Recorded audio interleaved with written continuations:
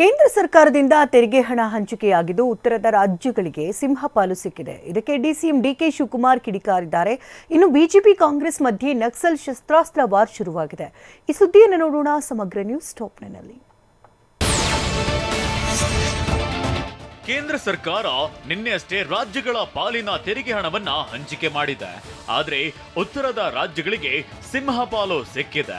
ಉತ್ತರ ಪ್ರದೇಶಕ್ಕೆ ಅತಿ ಹೆಚ್ಚು ಅಂದ್ರೆ 31,039 ಕೋಟಿ, ಬಿಹಾರಕ್ಕೆ 17,403 ಕೋಟಿ, ಮಧ್ಯಪ್ರದೇಶಕ್ಕೆ 13,582 ಕೋಟಿ, ಪಶ್ಚಿಮ ಬಂಗಾಳಕ್ಕೆ 13,017 ಕೋಟಿ ನೀಡಿದ್ರೆ ಕರ್ನಾಟಕಕ್ಕೆ ಕೇವಲ 6,310 ಕೋಟಿ 40 ಲಕ್ಷ ರೂಪಾಯಿ ನೀಡಿದೆ.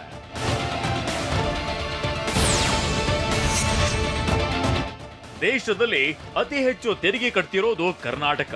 ಆದ್ರೆ ರಾಜ್ಯಕ್ಕೆ ತೆರಿಗೆ ಹಂಚಿಕೆಯಲ್ಲಿ ಅನ್ಯಾಯ ಆಗಿದೆ ಅಂತ ಕಾಂಗ್ರೆಸ್ ನಾಯಕರು ಆರೋಪಿಸಿದ್ದಾರೆ. ನಮ್ಮ ತೆರಿಗೆ ನಮ್ಮ ಹಕ್ಕು. ಬಿಜೆಪಿಯ ಇಷ್ಟೊಂದು ಸಂಸದರಿದ್ರು ರಾಜ್ಯಕ್ಕೆ ಆಗ್ತಿರೋ ಅನ್ಯಾಯ ನೋಡ್ತಾ ಏಕೆ ಮೌನವಾಗಿದ್ದಾರೆ ಅಂತ ಡಿಸಿಎಂ ಡಿಕೆ ಶಿವಕುಮಾರ್ ಆಕ್ರೋಶ ಹೊರಹಾಕಿದ್ದಾರೆ. ನಮ್ಮ ತೆರಿಗೆಗೆ ನಾವು ಹೋರಾಟ ಮಾಡಲೇಬೇಕು, ನಮ್ಮ ರಾಜ್ಯದ ಹಿತವನ್ನ ಕಾಪಾಡಬೇಕು. ಯಾಕೆ ಪಾರ್ಲಿಮೆಂಟ್ ಮೆಂಬರ್ಸು ಇಷ್ಟು ಜನ ಇದ್ಕೊಂಡು ಬಿಜೆಪಿಯವರು ಇಷ್ಟು ಮೌನವಾಗಿದ್ದಾರೋ ಅಂತ ನನಗೆ ಅರ್ಥ ಆಗ್ತಾ ಇಲ್ಲ. ನಾವು ಮೊದಲಿನಿಂದನೂ ಹೇಳ್ಕೊಂಡೇ ಬಂದಿದ್ದೇವೆ, ಕರ್ನಾಟಕ GST ಕಟ್ಟೋದ್ರಲ್ಲಿ 2ನೇ ಸ್ಥಾನದಲ್ಲಿ ಇಡೀ ದೇಶದಲ್ಲಿ ಇದೆ. ಅದಕ್ಕೆ ಪ್ರಪೋರ್ಷನೇಟ್ ಆಗಿ ನಮಗೆ ಕೊಡಬೇಕು ಅಂತ ನಮ್ಮ ಡಿಮ್ಯಾಂಡ್ ಇಡೋದು. ಇದೇ ವಿಚಾರಕ್ಕೆ ಬಾಗಲಕೋಟೆಯಲ್ಲಿ ಮಾತನಾಡಿದ ಬಿಜೆಪಿ ಸಂಸದ ಬಸವರಾಜ ಬೊಮ್ಮಾಯಿ ತಮ್ಮ ತಪ್ಪು ಮರೆಮಾಚಲು ಕೇಂದ್ರದ ಮೇಲೆ ಬೊಟ್ಟು ಮಾಡ್ತಿದ್ದಾರೆ. ಹಣಕಾಸು ನಿರ್ವಹಣೆ, ಆಡಳಿತ ನಡೆಸುವಲ್ಲಿ ರಾಜ್ಯ ಸರ್ಕಾರ ವಿಫಲವಾಗಿದೆ ಅಂತ ವಾಗ್ದಾಳಿ ನಡೆಸಿದ್ದಾರೆ. ತಮ್ಮ ತಪ್ಪುಗಳನ್ನು ಮರೆಮಾಚಿ ಕೇಂದ್ರಕ್ಕೆ ಇವತ್ತು ದೂಷಾರೋಪಣೆ ಮಾಡುತ್ತಿರುವಂಥದ್ದು ಒಂದು ರೀತಿಯಲ್ಲಿ ತಮ್ಮ ತಪ್ಪನ್ನು ಮುಂದುಕೊಳ್ಳೋಕೆ ಈ ರೀತಿ ಪ್ರಯತ್ನಗಳನ್ನು ಮಾಡ್ತಾ ಇದ್ದಾರೆ. ಶರಣಾಗತಿಯಾದ 6 ನಕ್ಸಲರು ಬಳಸಿದ್ದ ಶಸ್ತ್ರಾಸ್ತ್ರಗಳು ಪತ್ತೆಯಾಗಿವೆ.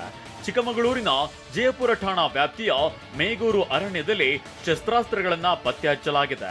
AK-47 ಗನ್, ರಿವಾಲ್ವರ್, ಬಂದೂಕು ಸೇರಿದಂತೆ 6 ಶಸ್ತ್ರಾಸ್ತ್ರಗಳನ್ನ ಗುಂಡಿ ತೋಡಿ ಹೂತಿಡಲಾಗಿತ್ತು. ಮೇಗೂರು ಅರಣ್ಯದಲ್ಲಿ ಕೊನೆಯ ಸಭೆ ನಡೆಸಿ ಹೊರಬಂದಿದ್ದ 6 ಜನ ನಕ್ಸಲರು ಅದೇ ನೆಲದಲ್ಲಿ ಬಚ್ಚಿಟ್ಟಿದ್ರು. 2 ದಿನಗಳಿಂದ ಹುಡುಕಾಟ ನಡೆಸಿ ಪೊಲೀಸರು ಶಸ್ತ್ರಾಸ್ತ್ರಗಳನ್ನ ವಶಕ್ಕೆ ಪಡೆದಿದ್ದಾರೆ.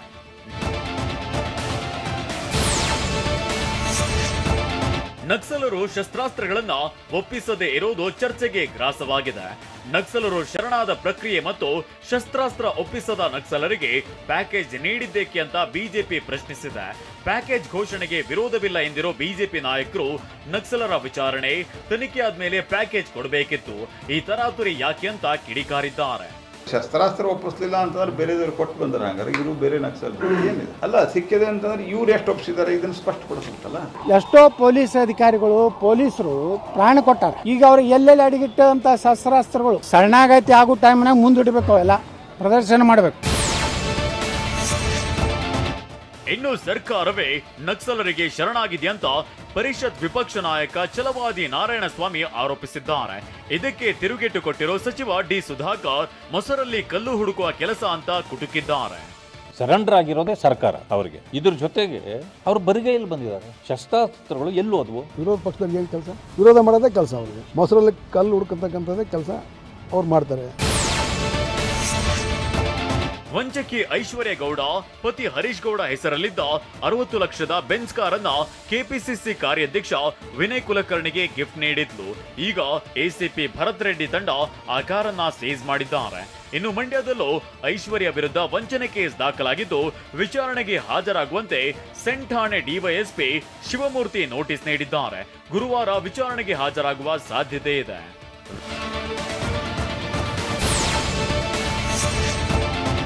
Amrit noni ortho plus clinical trial ನಡೆಸಲಾಗಿದ್ದು ಯಶಸ್ವಿಯಾಗಿದೆ. ಕ್ಲಿನಿಕಲ್ ಟ್ರಯಲ್ ಬಿಡುಗಡೆ ಮಾಡಿ ಮಾಹಿತಿ ನೀಡಿದ Om Shri marketing managing director Shrimati Mangalambike, Amrut noni osteoarthritis ಅಂದ್ರೆ ಅಸ್ಥಿ ಸಂಧಿವಾತ, ರುಮಟಾಯ್ಡ್ ಆರ್ಥರೈಟಿಸ್ ಅಂದ್ರೆ ರುಮಟಾಯ್ಡ್ ಸಂಧಿವಾತ ಮತ್ತು ಗೌಟ್ ನಂತಹ ಕಾಯಿಲೆಗಳ ಮೇಲೆ Amrit noni ortho human clinical trial ನಡೆಸಲಾಗಿದೆ. ಪರಿಣಾಮಕಾರಿಯಾಗಿ ಫಲಿತಾಂಶ ಬಂದಿದೆ ಅಂತ ಹೇಳಿದ್ದಾರೆ. ನಮ್ಮ Amrit noni ortho plus clinical trial ಯಶಸ್ವಿಯಾಗಿ ಅಂದರೆ ಸಕ್ಸಸ್ಫುಲ್ 100% ರಿಸಲ್ಟ್ ಬಂದಿರೋಂಥ ಒಂದು ಕ್ಷಣ ಇದು.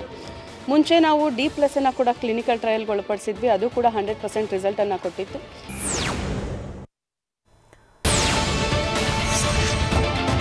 ದಾಬಸ್ಪೇಟೆ ಪೊಲೀಸರು ಡ್ರಗ್ ಪೆಡ್ಲರ್ನನ್ನ ಬಂಧಿಸಿದ್ದಾರೆ.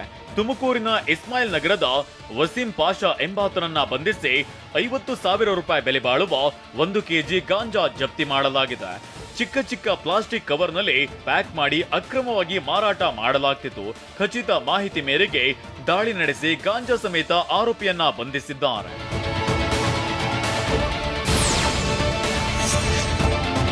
ಅಕ್ರಮವಾಗಿ ವಿದೇಶಿ ಸಿಗರೆಟ್ ಮತ್ತು ಹುಕ್ಕಾ ಐಟಂ ಮಾರುತ್ತಿದ್ದ ಅಂಗಡಿ ಮೇಲೆ ಸಿಸಿಬಿ ದಾಳಿ ನಡೆಸಿದೆ. KR ಮಾರ್ಕೆಟ್ ಪೊಲೀಸ್ ಠಾಣಾ ವ್ಯಾಪ್ತಿಯ ಹಳೆ ನಗರ ಪೇಟೆಯ ಹೈಟೆಕ್ ಟ್ರೇಡ್ ಲಿಂಕ್ ಅಂಗಡಿ ಮತ್ತು ಗೋಡೌನ್ ಮೇಲೆ ದಾಳಿ ನಡೆಸಲಾಗಿದೆ. ವಿದೇಶಿ ಸಿಗರೆಟ್ ಹಾಗೂ ಹುಕ್ಕಾಗೆ ಸಂಬಂಧಿಸಿದ ವಸ್ತುಗಳು ವಶಕ್ಕೆ ಪಡೆಯಲಾಗಿದೆ.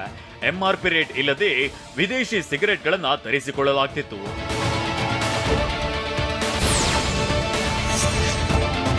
ಮೈಸೂರಿನ ಇನ್ಫೋಸಿಸ್ನಲ್ಲಿ ಚಿರತೆ ಸೆರೆ ಕಾರ್ಯಾಚರಣೆ ಮುಂದುವರೆದಿದ್ದು ಇನ್ನೂ ಕೂಡ ಚಿರತೆ ಪತ್ತೆಯಾಗಿಲ್ಲ. ಚಿರತೆ ಕಾರ್ಯಪಡೆ, ಆನೆ ಕಾರ್ಯಪಡೆ, ಇನ್ಫೋಸಿಸ್ನ 70 ಸಿಬ್ಬಂದಿ ಸೇರಿದಂತೆ 12 ಜಂಟಿ ತಂಡಗಳಿಂದ ಕಾರ್ಯಾಚರಣೆ ನಡೆಸಲಾಗ್ತಿದೆ. ಕಳೆದ 4 ದಿನಗಳಿಂದ ಇಲ್ಲಿವರೆಗೂ ಕ್ಯಾಮೆರಾ ಟ್ರ್ಯಾಪ್ಗಳಲ್ಲಾಗಲಿ, ಡ್ರೋನ್ ಕ್ಯಾಮೆರಾ, ಕ್ಯಾಂಪಸ್ CC ಕ್ಯಾಮೆರಾಗಳಲ್ಲಿ ಚಿರತೆ ಕಾಣಿಸಿಲ್ಲ.